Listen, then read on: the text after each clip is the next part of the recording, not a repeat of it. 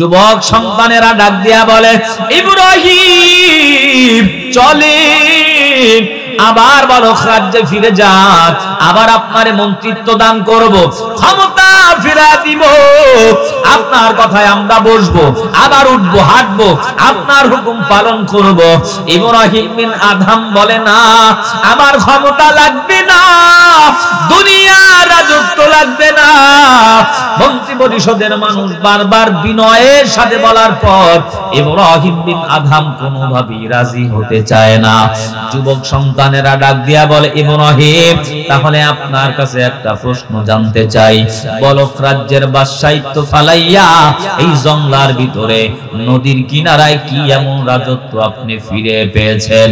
ইব্রাহিম বিন আদহামের হাতের ভিতরে একটা আংটি ছিল, আংটিটা খুলে পানির ভিতরে ফালায়া দিল। পানির ভিতরে আংটিটা ফালানোর পরে বাদশা ইব্রাহিম বিন আদহাম উঁচু আওয়াজে বলে, নদীর মাছ, আমি ইব্রাহিম তোমাকে হুকুম করি, আমার হাতের আংটিটা দ্রুত বেগে আমার কাছে ফেরত দিয়া যাও। হাজার হাজার মাছ, লাখো লাখো মাছ, প্রত্যেকটা মাছের মুখে করে একটা একটা স্বর্ণের আংটি নিয়ে হাজির হয়ে গেছে। জোরে বলেন আল্লাহু আকবার। ইব্রাহিম বিন আদহাম রাহমাতুল্লাহি আলাইহি বলেন, হে নদীর মাছ, তোমরা কি আমার ভাষা বুঝতে পারো না? আমি স্বর্ণের আংটি চাই না, রূপার আংটি চাই না, আমি হীরা মণি মুক্তার আংটি চাই না, আমার সামান্য যে আংটিটা নদীর ভিতরে ফালাইলাম, এই আংটিটা আমার কাছে ফেরত দাও। আর একটা মাছ দ্রুত বেগে তার এই সামান্য আংটিটা মুখের ভিতরে নিয়ে হাজির হয়ে গেল।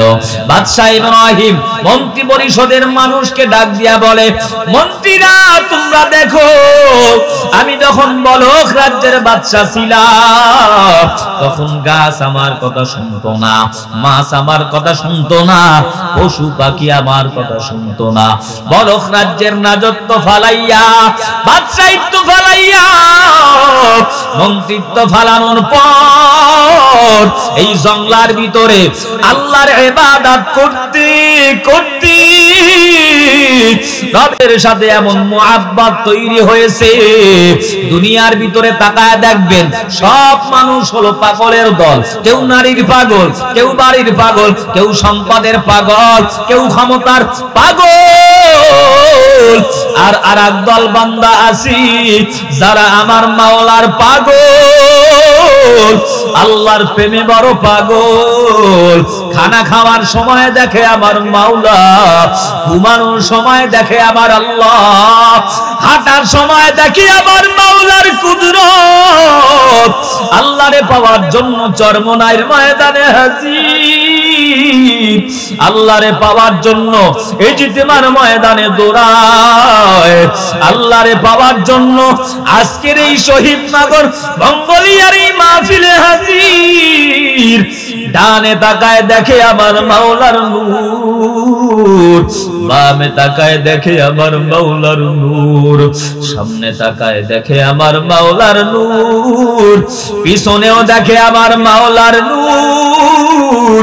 খানা খাওয়ার সময় তালাশ করে আমার মাওলা কই, ঘুমানোর সময় তালাশ করে আমার মাওলা কই, হাঁটার সময় খোঁজে কই আমার মাওলা কই।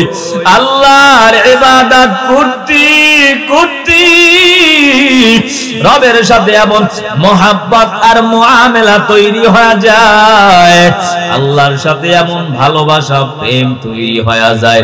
ইব্রাহিম বিন আদহাম বলে, মন্ত্রীরা, গাছ আমার কথা শুনতো না, মাছ আমার কথা শুনতো না, বলকের রাজত্ব ফালাইয়া এই জঙ্গলার ভিতরে আল্লাহর জিকির করেছি, তেলাওয়াত করেছি, তাসবিহ পড়েছি, দুরুদ ও সালাম পাঠ করেছি, আল্লাহর সাথে এমন মোহাব্বত আর কালেকশন হয়েছে। এখন আসমান আমার কথা শুনে, জমিন আমার কথা শুনে, সূর্য আমার কথা শুনে, নদীর মাছ আমার কথাগুলো শুনতে পারে, বুঝতে পারে। আল্লাহ পাক রব্বুল আলামিন মোহাব্বত আর ভালোবাসার নজরে তামাম পৃথিবীর সব মাখলুক আমার পায়ের নিচে আমার খাদেম, আমার গোলাম বানায় দিয়েছে। জোরে বলেন সুবহানাল্লাহ। আল্লাহর দেয়া গোটা পৃথিবীর হাজারো নিয়ামত, জলে স্থলের সমস্ত নিয়ামত ভোগ করার পরে যে সমস্ত ইসলাম বিরোধীরা, দ্বীন বিরোধীরা মসজিদ মাদ্রাসার বিরুদ্ধে কথা বলে, কোরআনের বিরুদ্ধে কথা বলে, আল্লাহর বিরুদ্ধে কথা বলে, নবীর বিরুদ্ধে কথা বলে, আল্লাহর কাছে যদি পৃথিবীটা মশার দানার পরিমাণ মূল্য থাকতো, এ সমস্ত কাফের মুশরিক নাস্তিকদেরকে আল্লাহ বলেন আমি আল্লাহ এক ঢোক পানি খাওয়ার সুযোগ দিতাম না। এতটা তুচ্ছ আল্লাহর কাছে দুনিয়াটা। নবী বলেন কাফের মুশরিকের অট্টালিকা দেখে তোমরা আফসোস করো না। কিছু মানুষ এই ফিকিরে ব্যস্ত, এত নামাজ পড়ি, এত রোজা রাখি, এত হজ করি, এত যাকাত দেই, মসজিদ মাদ্রাসার প্রতি এত মহব্বত, এত নিসবত, এরপর অসুস্থতা আমার উপরে, বিপদ আমার উপরে, নানাবিধ চক্রান্ত আমাকেই নিয়ে। আল্লাহ শুধু আমারই চোখে দেখে, আর কাউকে দেখে না। বরঞ্চ যারা নামাজ পড়ে না, দ্বীন মানে না, কোরআন মানে না, উলামায়ে কেরামের বিরুদ্ধে আচরণ করে, এই সমস্ত মানুষদের টাকার অভাব নাই, সম্পদের অভাব নাই, বাড়ির অভাব নাই, গাড়ির অভাব নাই, এরা তো আরামে আছে। নবী বলেন উম্মতের দল কাফের মুশরিক বেঈমানের বানানো অট্টালিকা প্রাচুর্য দেখে তোমরা আফসোস করো না, কারণ গরিবের উপর আল্লাহর এত দয়া, এত মহব্বত। রিস্কাওয়ালা ঠেলাওয়ালা উম্মত দিন আনে দিন খায়, ফজরের নামাজের পর জমিনের ভিতরে বিচরণ করে কোদাল নিয়ে মাঠে ময়দানে দৌড়ায়। রিস্কাওয়ালা ঠেলাওয়ালা মানুষ, রিস্কা ড্রাইভার ফজরের নামাজ পড়ার পর ইমানদার মুমিন ইখলাস ওয়ালা মানুষ রিস্কা নিয়ে দৌড়ায়। কোন রকম এক কাপ চা, একটা রুটি খেয়ে সকালের নাস্তা কমপ্লিট। ঢাকা শহর রিস্কাওয়ালা শ্রমজীবী মানুষ ফুটপাতে ডাল আলু ভর্তা, কোন রকম কাঁচা মরিচ পেঁয়াজ দিয়ে দুপুরের খানা কমপ্লিট। তাহাজ্জুদের আমল বাদ দেয় না, ইশরাকের আমল বাদ দেয় না, আউয়াবিনের আমল বাদ দেয় না। এত এত কম দামি খাবার খাওয়ার পর রবের কাছে শুকরিয়া আদায় করে, আল্লাহ তোমার পক্ষ থেকে তুমি আমাকে রিজিক নামক নেয়ামত দিয়েছো, শুকরিয়া আদায় করি আলহামদুলিল্লাহ। বড় লোকের সন্তান সকালবেলা 10 থেকে 15 রকম আইটেমের নাস্তা ছাড়া তার দিন কাটে না। দুপুরের খাবারের সময় টেবিলের ভিতরে কোরমার অভাব নাই, বিরিয়ানির অভাব নাই, রোস্ট, দামি দামি খাবার। বড়ওয়ালাও তাহাজ্জুদের আমল করে, গরিবওয়ালাও তাহাজ্জুদের আমল বাদ দেয় না। গরিবওয়ালাও আওয়াবিনের নামাজ পড়ে, বড়ওয়ালাও আওয়াবিনের নামাজ পড়ে। গরিবও জিকির করে, তেলাওয়াত করে, বড়ওয়ালাও জিকির করে, তেলাওয়াত করে। নবী বলেন উম্মত গরিবের প্রতি আল্লাহর এত দয়া, এত মহব্বত, গরিবকে আল্লাহ এত ভালোবাসে, দুইজনের আমলও যদি সমান হয় কিয়ামতের ময়দানে আল্লাহ পাক রব্বুল আলামিন বড় লোকের 500 বছর আগে গরিবকে জান্নাতের মেহমান বানায় দিবে। জোরে বলেন সুবহানাল্লাহ। আল্লাহ আল্লাহ क्या मुबारक नाम है, अल्लाह अल्लाह आशिकों का काम है। या इलाही तू मेरा माबूद है, या इलाही तू मेरा माशूक है। हकीकत से तो दुनिया बेखबर है, दुनिया की नुमाइश पर नजर है। नमी गुयम के आज दुनिया जुदा बाश बहार करे के बाशी बा खुदा बाश। तिस्ते दुनिया आज खुदा गाफिल खुदा। या इलाही तू मेरा रहमान है, या इलाही तू मेरा रहीम है, या इलाही तू मेरा माबूद है, या इलाही तू मेरा माशूक है। নবী বলেন, উম্মত, দুনিয়াটা বেঈমানদের জন্য বালাখানা নয়, বালাখানা কাফের মুশরিকের জন্য শান্তির জায়গা, আর যারা মুমিন ঈমানওয়ালা নামাজি বান্দা গরিবের জন্য দুনিয়াটা জেলখানা। নবী বলেন, উম্মতের দল, দুনিয়াতে যখন তুমি চলো বিচরণ করো, দুইটা হালত তোমার যেন থাকে। এক নম্বরে তুমি পথিক, না হয় তুমি মুসাফির। দুই হালতের এক হালত যদি দিলের ভিতরে পয়দা হয়, তোমার দ্বারা অন্যায় হবে না, জিনা হবে না, ব্যভিচার হবে না, গুনাহ হবে না। পথিক যখন রাস্তা দিয়া হাইটা যায়,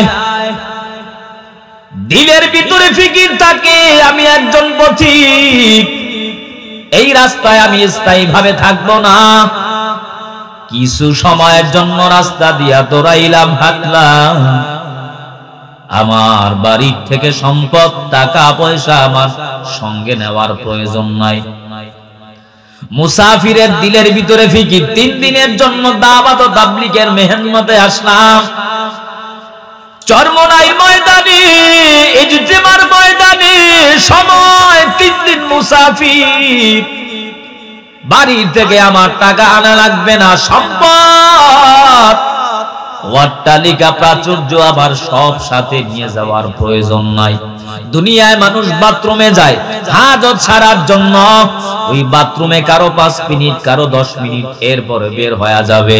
ওই বাথরুমের ভিতরে কম্বল নিয়ে যায় না, ল্যাপ খাতা নিয়ে যায় না, সম্পদ নিয়ে বাথরুমে ঢুকে না, কারণ দিলের ভিতরে এই ফিকির, আমি বাথরুমে আসলাম হাজত সারার জন্য, 5 মিনিট সময়, তারপর বের হয়ে যাব, 10 মিনিট পরে আর বের হয়ে যাব।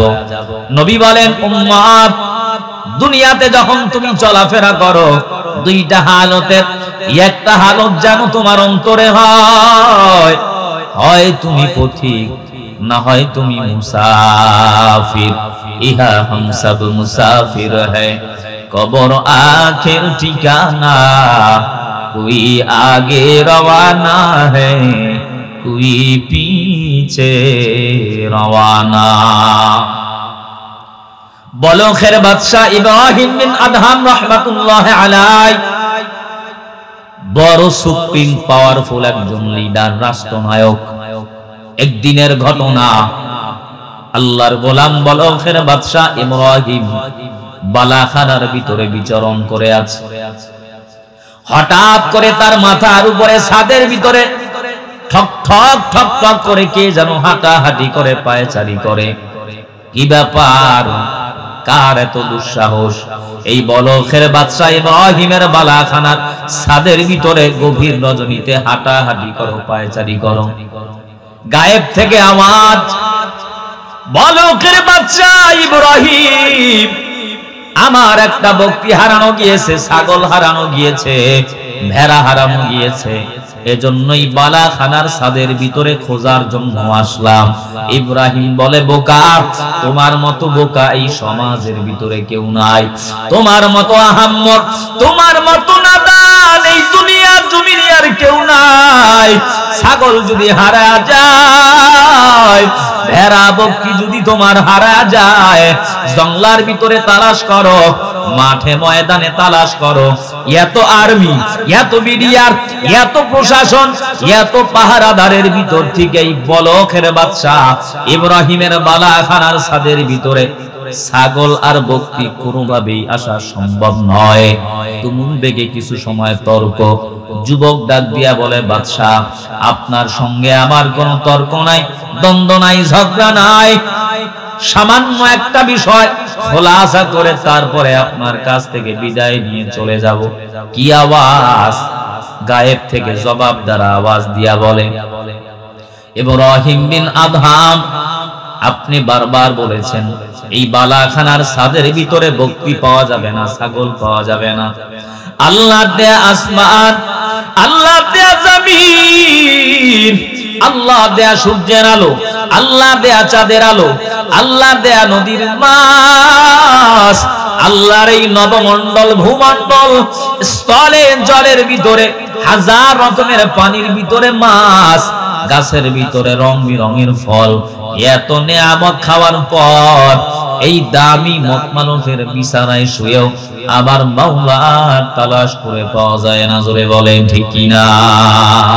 ইয়া ইলাহি তু মেরা মাবুদ হ্যায়, ইয়া ইলাহি तू मेरा माशूक है, हकीकत से तू दुनिया बेखबर है, दुनिया की नुमाइश पर नजर है। ইব্রাহিম বিন আদহামের দিলের ভিতরে একটা ধাক্কা লাগলো। দ্বিতীয় দিনের ঘটনা, বাদশাহ ইব্রাহিম বিন আদহাম মন্ত্রী পরিষদের মানুষকে ডাক দিয়া বলে, আমার এই বিছানাটারে সাজা দেওয়ার জন্য, গুছা দেওয়ার জন্য নতুন একজন সুন্দরী রূপসী দাসীকে নিযুক্ত করে দাও। নতুন একজন দাসী নিযুক্ত করে দেওয়া হলো। দাসী বেচারি সারাটা দিন অক্লান্ত পরিশ্রম করে ইব্রাহিম বিন আদহামের বালাখানাটা, বিছানাটা সুন্দর করে সাজায়া দেয়। দিলের ভিতরে জল্পনা বাসনা, ইব্রাহিম বিন আদহামের এত দামি বিছানা, এত সুন্দর ঘর, এই দামি বিছানায় যদি একটু ঘুমাইতাম আমার কলিজা বড় ঠান্ডা হয়ে যাইতো, দিলের ভিতরে প্রশান্তি আসতো। এত এত বাড়িতে কর্মচারীর কাজ করার পর এত সুন্দর দামি বিছানা তো কোথাও দেখলাম না। যদি একটু বিছানায় ঘুমাইতে পারতাম। ফিকির করতে করতে দাসী বেচারি সারা দিনের ক্লান্ত শান্ত অবস্থায় বিছানার ভিতরে শুয়ে পড়লো, তন্দ্রাচ্ছন্ন অবস্থায় ঘুমায়া গেল। ইব্রাহিম বিন আদহাম তাকায় দেখে কক্ষের ভিতরে তার সামান্য কর্মচারী বিছানার ভিতরে ঘুমায়া আছে। জল্লাদকে ডাক দেওয়া হয়, এ জল্লাদ, চাবুক নিয়ে হাজির হও। জল্লাদ চাবুক নিয়ে হাজির হওয়ার পর দাসীর উপরে দ্রুত বেগে স্টিমুলাল বেত্রাঘাত শুরু করে দাও। জল্লাদ হুকুমকে পালন করার জন্য দাসীর উপরে দ্রুত বেগে আঘাতের পর আঘাত শুরু করে দিয়েছে। দাসীর হুঁশ আসার পর চোখ খুলে তাকায় দেখে জল্লাদ তার পিঠের উপরে, শরীরের উপরে দ্রুত বেগে আঘাত করতেছে, স্টিমুলাল চালায় দিয়েছে। দাসীর আর বুঝতে বাকি নাই, বলখের বাদশা ইব্রাহিম বিন আদহামের এই দামি বিছানার ভিতরে শোয়ার কারণে আমার উপরে এত অত্যাচার, এত স্টিমুলাল চালানো হয়েছে। বারবার মাটির ভিতরে গড়াগড়ি খায় আর কান্না বিজড়িত কণ্ঠে আওয়াজ দিয়া বলে, আপনি আমারে মাফ করে দেন, আমারে ক্ষমা করেন, আর আমি অন্যায় করব না। আমি বুঝতে পারি নাই এই দামি বিছানায় ক্লান্ত শান্ত অবস্থায় কখন ঘুমায়া গেলাম। জল্লাদ বলে, আমার ক্ষমা করার কোনো অধিকার নাই। ক্ষমা যদি পাইতে চাও, বলখের বাদশা ইব্রাহিম তার পা জড়ায়া কাঁদো। দাসী ইব্রাহিম বিন আদহামের কাছে বারবার ক্ষমা চায়, বাদশা আপনি আমারে মাফ করে দেন, আর আমার দ্বারা অন্যায় হবে না, আর কোনদিন ভুল করব না। আমি বুঝতে পারি না কখন আমি ঘুমায় গেলাম, আর অপরাধ করব না, আমার দ্বারা আর কোনদিন অন্যায় হবে না। ইব্রাহিম বিন আদহাম বলে, না না, তোর কোনো ক্ষমা নাই, এই চাবুকের আঘাত থেকে বাঁচার ক্ষমতা কারো নাই। আমি ইব্রাহিম বিন আদহাম, বলকের বাদশা, বড় সুপ্রিম পাওয়ারফুল লিডার। এবার বুঝতে পারবি আমার এই দামি বিছানায় শোয়ার কারণে তোর জন্য কতটা কষ্টদায়ক শাস্তি বাজেট হয়েছে। বারবার ক্ষমা চায়, চোখের পানি ছেড়ে কান্না করে। বাদশার দিলের ভিতরে একটু প্রশান্তি অনুভব হয় না, মায়া জন্মায় না। হঠাৎ করে ইব্রাহিম বিন আদহাম তাকায় দেখে দাসীর মুখের ভিতরে মুস্কি হাসি চলে এসেছে। দাসী ডাক দিয়া বলে, বাদশাহ, ইব্রাহিম বিন আদহাম তাকায় দেখেন আমার মুখে মুস্কি হাসি। ইব্রাহিম বিন আদহাম রাহমাতুল্লাহি আলাইহি আশ্চর্যজনক হয়ে বলে, মানুষের উপরে আক্রমণ করার পর চাবুকের আঘাত, তরবারির আঘাত, দ্রুত বেগে জোরে জোরে আঘাত করার দ্বারা শরীরের ভিতরে প্রচন্ড ব্যথা অনুভব, কান্না করবে, এটাই তো স্বাভাবিক। তুমি মুস্কি মুস্কি হাসো, কারণ বুঝতে পারি না হাকিকত কি। দাসী ডাক দিয়া বলে, আমি কান্না করি আপনার কষ্টে, আর মুস্কি হাসি আমার আনন্দে। ইব্রাহিম বিন আদহাম বলে, কি আমার কষ্ট, কি তোমার আনন্দ?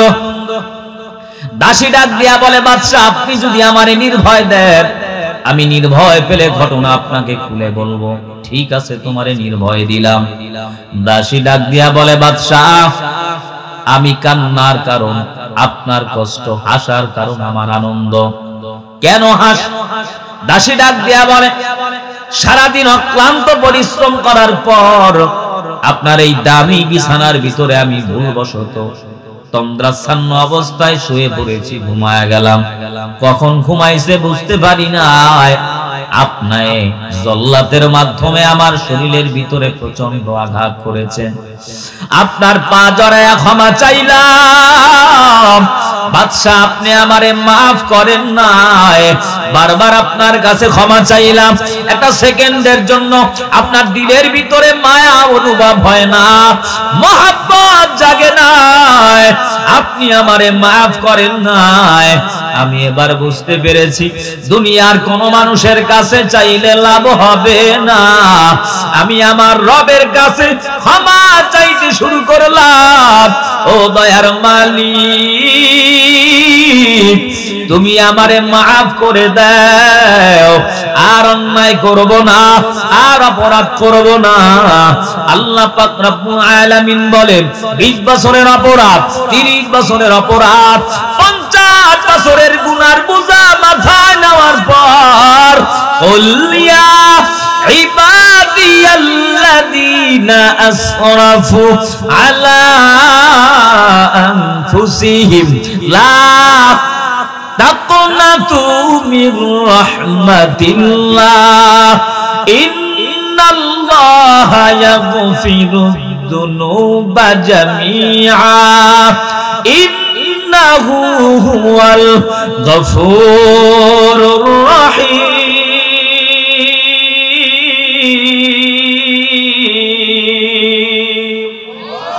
अल्लाह अल्लाह तो मेरा रहमान है, अल्लाह अल्लाह तो मेरा रहीम है, या इलाही तू मेरा सत्तार है, या इलाही तू मेरा गफ्फार है, या इलाही मी कुनत शम्सुल कमागर, या इलाही तू मेरा माबूद है, या इलाही तू मेरा माशूक है। আল্লাহ বলেন, কুল ইয়া ইবাদিয়াল্লাযীনা আসরাফু আলা আনফুসিহিম, হাজার অন্যায় করেছো, পাপ করেছো, লা তাকুনাতু মির রাহমাতিল্লাহ, তোমার গুনার বোঝা যতবারই হোক না কেন, আল্লাহর রহমত অনেক অনেক বেশি। রবের রহমতের দিকে দৌড়াও। আদম পয়গম্বর মার্জিত একটা ভুল করার পর আল্লাহ পাক রব্বুল আলামিন আদম আলা নবিয়িনা আলাইহিস সালাতু ওয়াস সালামকে জান্নাতের ভিতরে পাঠানোর পর আল্লাহ পাক নির্দেশ দিচ্ছেন, আদম জান্নাতের ভিতরে ডানে যাও, বামে যাও, সামনে যাও, পিছনে যাও। ডানে নিয়ামতের অভাব নাই, বামে নিয়ামতের অভাব নাই, সামনে নিয়ামত, পিছনে নিয়ামত, রবির নিয়ামতের অভাব নাই। কিন্তু সাবধান, ওয়ালা তাকরাবা হাদিহিস শাজারাতা ফাতাকুনা মিনাজ জালিমিন।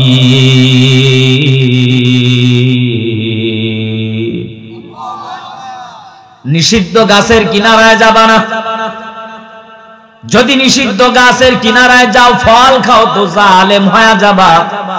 ঘটনা আপনারা জানেন, মারদুদ শয়তান ইবলিসের কুমন্ত্রণায় পড়ার পর পয়গম্বর আদম নিষিদ্ধ গাছের ফল সেবন করেছেন। আল্লাহ পাক রব্বুল আলামিন দুইজনকে জান্নাত থেকে বের করে পাহাড়ের দুই পাদদেশে পাঠায় দিলেন। আদম পয়গম্বর 1 নয় 2 নয় 300 বছরের উপরে কান্নাকাটি করেছেন। এত বছর কান্নাকাটি করেছেন, মার্জিত একটা ভুল করেছে, ইচ্ছা করে নাই। রব্বানা যালামনা আনফুসানা ওয়া ইল্লাম তাগফির লানা ওয়া তারহামনা লানাকুনান্না মিনাল খাসিরিন।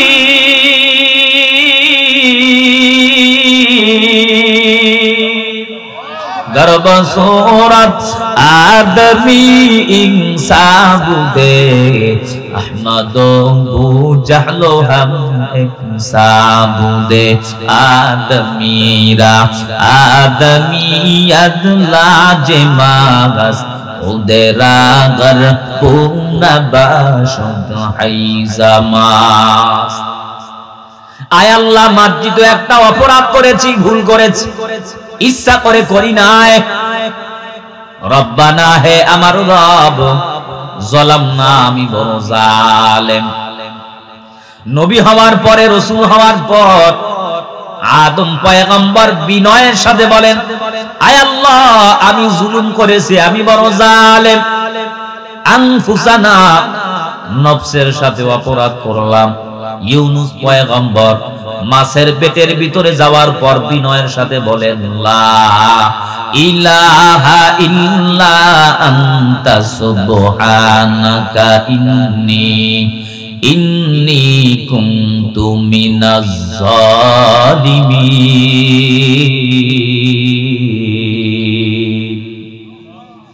আয় আল্লাহ আমি বড় জালিম, জুলুম করেছি নফসের সাথে, তুমি আমারে মাফ করে দাও, তুমি আমারে ক্ষমা করে দাও। নবী হওয়ার পরে, পয়গম্বর হওয়ার পরে আদম আলাইহিস সালাতু ওয়াস সালাম নিজেকে জুলুমকারী বানাইয়া আল্লাহর কাছে বিনয়ের সাথে ক্ষমা চেয়েছে। আল্লাহ পাক রব্বুল আলামিন আদম পয়গম্বরের মার্জিত ভুলকে ক্ষমা করে দিয়েছেন। ইউনুস পয়গম্বরকে মাছের পেটে রেখে হেফাজত করেছেন। আল্লাহ বলেন, কুলিয়া ইবাদিয়াল্লাযীনা আসরাফু, এ আমার গোলাম জুলুম করেছো, নিজের নফসের সাথে অন্যায় করেছো।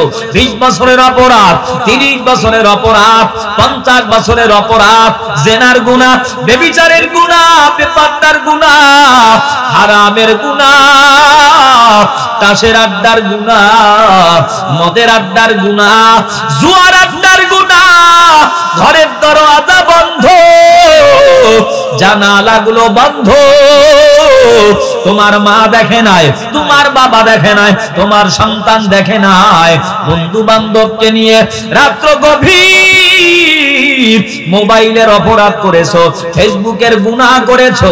আল্লাহ বলেন, লা তাকুনাতু মির রাহমাতিল্লাহ, হতাশাগ্রস্ত হয়ো না, আল্লাহর রহমতের দিকে ফিরে আসো। বান্দা চাইতে দেরি হবে, আমি আল্লাহ তোমার জীবনের সব গুনাহগুলো মাফ করে দিব। জোরে কোন সুবহানাল্লাহ। দাসী ডাক দিয়া বলে, আপনার কাছে বারবার ক্ষমা চাওয়ার পর আপনি আমারে মাফ করলেন না, ক্ষমা করেন না। আমি আমার রবের কাছে ক্ষমা চাইতে শুরু করে দিলাম। ও দয়ার মালিক, তুমি আমারে মাফ করে দাও, ক্ষমা করে দাও। আল্লাহ পাক রব্বুল আলামিন, আমি বান্দা আর জীবনে অন্যায় করব না, অপরাধ করব না, জিনার গুনাহ করব না, বিপদার অন্যায় করব না। তুমি আমারে বাঁচাও, তুমি আমারে মাফ করো, আল্লাহ পাক রব্বুল আলামিন দাসীকে ডাক দিয়া বলে, দাসী টাকা দেখ, ওই যে জান্নাতের ভিতরে একটা বালাখানা, একটা ঘর দেখা যায়, ওই ঘরটা আমি আল্লাহ তোর জন্য বানাইলাম। দুনিয়ায় বাদশা ইব্রাহিম বিন আদহামের বালাখানার বিছানার চাইতে crore crore million billion trillion octillion সুন্দর বিছানা তোর জন্য বানাইছি। জোরে কোন সুবহানাল্লাহ। এই আনন্দে আমার মুস্কি মুস্কি হাসি, কান্নার কারণ এ বাদশা ইব্রাহিম কিয়ামতের ময়দানে আল্লাহ পাক রব্বুল আলামিন আপনারে আসামির কাঠগড়ায় দাঁড় করাইয়া যদি আপনাকে জবাবদিহিতার কাঠগড়ায় দাঁড় করায়, বাদশা ইব্রাহিম দুনিয়ার জমিনে সামান্য বিছানার ভিতরে শোয়ার কারণে দাসীর উপরে এত অত্যাচার করেছো, এত জুলুম করেছো, নির্যাতন করেছো, আমি আল্লাহর দেয়া আসমান, আল্লাহর দেয়া জমিন, আল্লাহর দেয়া নেয়ামত, আল্লাহর দেয়া গাছের ফল, আল্লাহর দেয়া নদীর মাছ, এত এত দামি নিয়ামত খাওয়ার পরে একদিনও জিকির করলা না, তেলাওয়াত করলা না, মসজিদে গেলা না, রবির হুকুম পালন করো না, আল্লাহরে ডাকো না, আর সামান্য বিছানায় শোয়ার কারণে দাসীর উপরে এত অত্যাচার করেছো, আমি আল্লাহর দেয়া নিয়ামত ভোগ করার পরে আল্লাহর হুকুম মানো নাই, বলো আজ কিয়ামতের ময়দানে আমি আল্লাহ পাক তোমার জন্য কি শাস্তির ব্যবস্থা করব? জোরে বলেন ঠিক কিনা? ইব্রাহিম বিন আদহামের দিলের ভিতরে আরেক দিনের ধাক্কা চলে আসে। তৃতীয় দিনের ঘটনা, বাদশা ইব্রাহিম বিন আদহাম তার বালাখানা কক্ষের ভিতরে কি যেন কাজ করে ব্যস্ত, হঠাৎ করে তাকায় দেখে পাগড়ি পরিহিত একজন যুবক, আল্লাহর গোলাম, আল্লাহর বান্দা, তার বালাখানা কক্ষ রুমের ভিতরে উপস্থিত হয়ে গেছে। ইব্রাহিম বিন আদহাম বলে, কি ব্যাপার, তোমার বাড়ি কোথায়, ঘর কোথায়, তোমার সন্তান কোথায়, মা কোথা থেকে আসলা? এত আর্মি, এত বিডিআর, এত পাহারাদার কে তোমারে অনুমতি দিল এই কক্ষের ভিতরে গোপন কামরায় আসার জন্য? যুবক ডাক দিয়া বলে, বাদশা ইব্রাহিম, আমি একজন মুসাফির, এই মুসাফির খানায় কিছু সময় বিশ্রামের জন্য আসলাম। ইব্রাহিম বলে, না, এটা মুসাফির খানা নয়, মুসাফির খানা আমরা আলাদা বানাইলাম, মুসাফির খানা আলাদা, মন্ত্রীদের কক্ষ আলাদা, এমপিদের ঘর আলাদা, সন্তানদের ঘর আলাদা, বিবিদের কামরাগুলো আলাদা। এটা বাদশা ইব্রাহিম বিন আদহাম আমার গোপন কামরা থাকার ঘর, এই কামরার ভিতরে মুসাফির আসতে পারে না, তুমি জলদি করে চলে যাও, মুসাফির খানা আমরা আলাদা বানায় রাখলাম। যুবক ডাক দিয়া বলে, না, এটাই হলো মুসাফির খানা, আমি এখানে কিছু সময় বিশ্রাম করব, তারপরে চলে যাব। ইব্রাহিম বলে, না, এটা মুসাফির খানা নয়। যুবক আওয়াজ দিয়া বলে, ইব্রাহিম, আপনার সঙ্গে আমি দ্বন্দ্ব করব না, তর্ক করব না, জমি নিয়া দ্বন্দ্ব নাই, জায়গা নিয়া দ্বন্দ্ব নাই, নবীর একটা হাদিস শোনায় তারপরে আপনার কাছ থেকে চলে যাব। আমি বারবার বলতে চাইলাম এটা মুসাফির খানা, এখানে আমি বিশ্রাম করব, কিন্তু আপনি মানতে রাজি না। তাহলে আপনার কাছে প্রশ্ন, এই বলক রাজ্যের বাদশাহিত্ব আপনি করতেছেন, এই ক্ষমতার মসনদে আপনার আগে কে ছিল? বলে, আমার বাবা ছিল। তার আগে কে ছিল? তার বাবা ছিল। তার আগে কে ছিল? তার বাবা ছিল। আপনার পরে কে আসবে? বলে, আমার সন্তান। কেন আপনি থাকতে পারবেন না? ইব্রাহিম ডাক দিয়া বলে, বোকা, দুনিয়ার জমিনে মানুষ চিরস্থায়ী চিরকাল বেঁচে থাকতে পারে না। যুবক ডাক দিয়া বলে, ইব্রাহিম, আপনার কথার দ্বারা আপনি প্রশ্নের জবাব নেন। আমি বারবার বললাম এটা মুসাফির খানা, আমি এখানে বিশ্রাম করব, কিন্তু আপনি মানতে রাজি না। আপনি এবার বলেছেন দুনিয়ায় মানুষ চিরস্থায়ী বাঁচে না। যেই জায়গার ভিতরে, যেই স্থানে, যেই পথে, যেই রাষ্ট্রে, যেই দেশে মানুষ চিরস্থায়ী বাঁচে না, ওই জায়গাটা মুসাফির খানা ছাড়া আর কিছু হতে পারে না। জোরে বলেন ঠিক কিনা?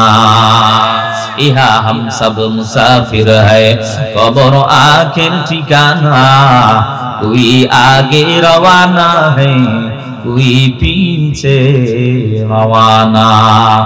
ইব্রাহিম বিন আদহামের দিলের ভিতরে ধাক্কা চলে আসলো, রাজত্ব ফালাইয়া সব কিছু লাথি মেরে দ্রুত বেগে জঙ্গলার ভিতরে রওনা হয়ে গেল। জঙ্গলার ভিতরে যাওয়ার পর তসবিহ হাতে নিয়ে রবের জিকির ফিকিরে মশগুল বাদশা ইব্রাহিম বিন আদহাম জঙ্গলার নদীর কিনারায় বসে বসে জিকির করতেছে। কয়েক বছর পর মন্ত্রী পরিষদের মানুষগুলো জঙ্গলার আঁকা বাঁকা পথ দিয়ে নদীর কিনারা থেকে কোথাও সফরে রওনা হয়।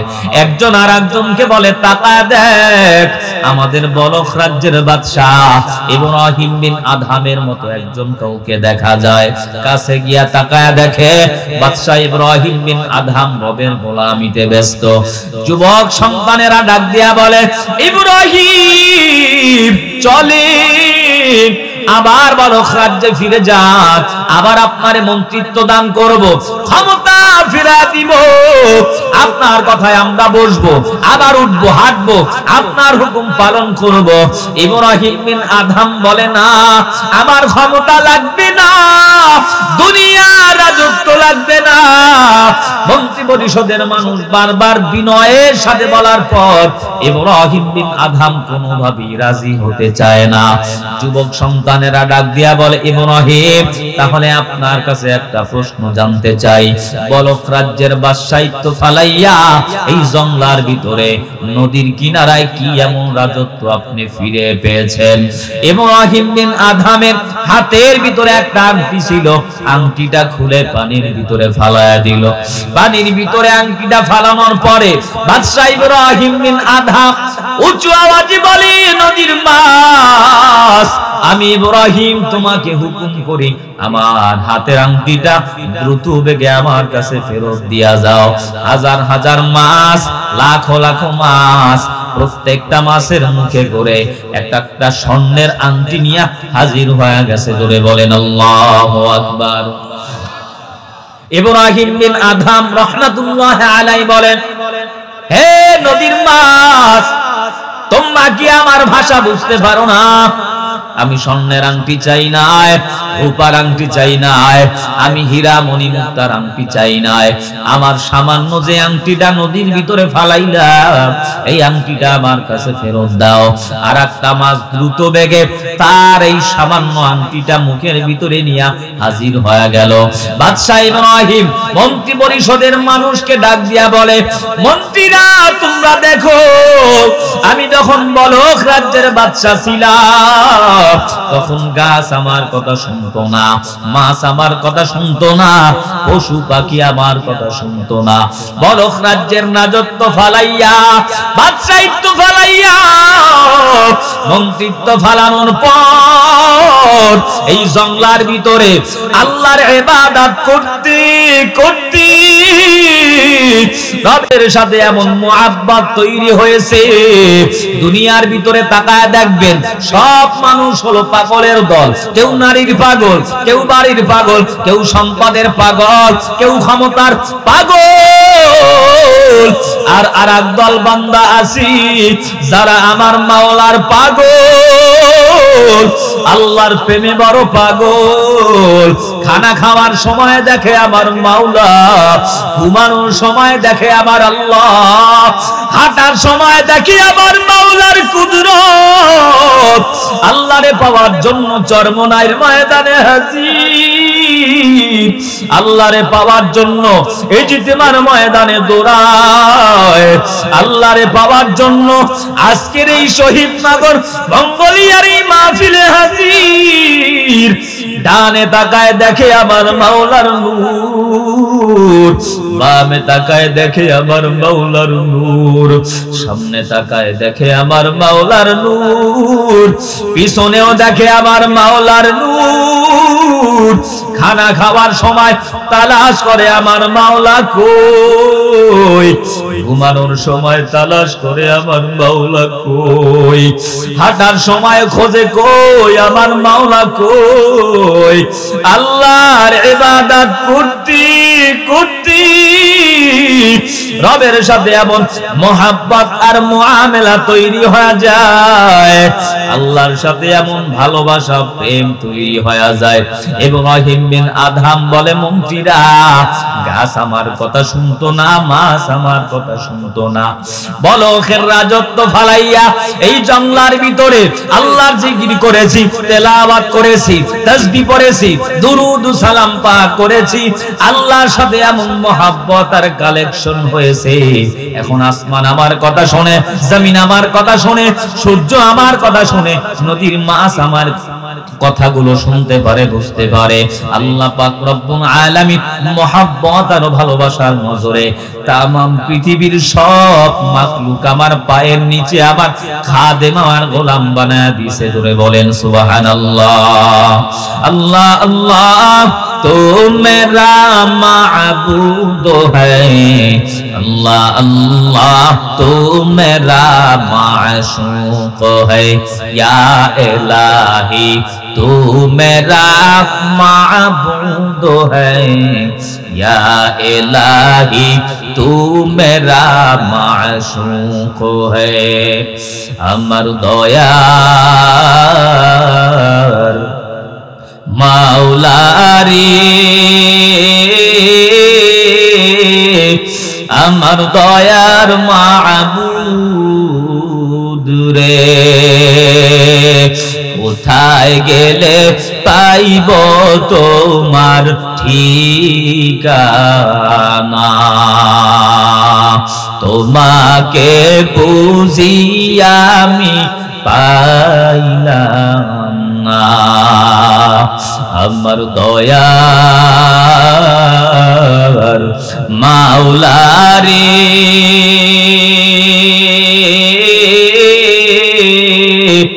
আমার দয়ার মাবুদ রে, কোথায় গেলে পাইব তোমার ঠিকানা, তোমাকে পাইবার আসে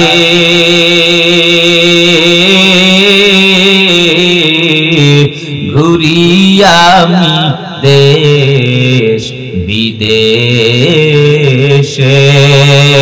চরমোনাইর ময়দানে করলাম বিছানা,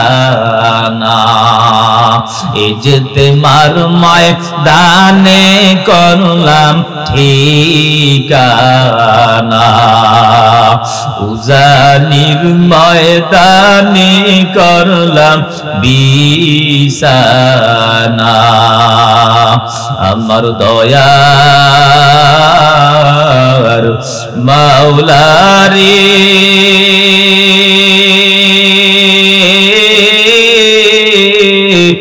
আমার দয়ার মাবুদ রে, কোথায় গেলে পাইব তোমার ঠিকানা, তোমাকে বুঝি আমি পাইলাম না।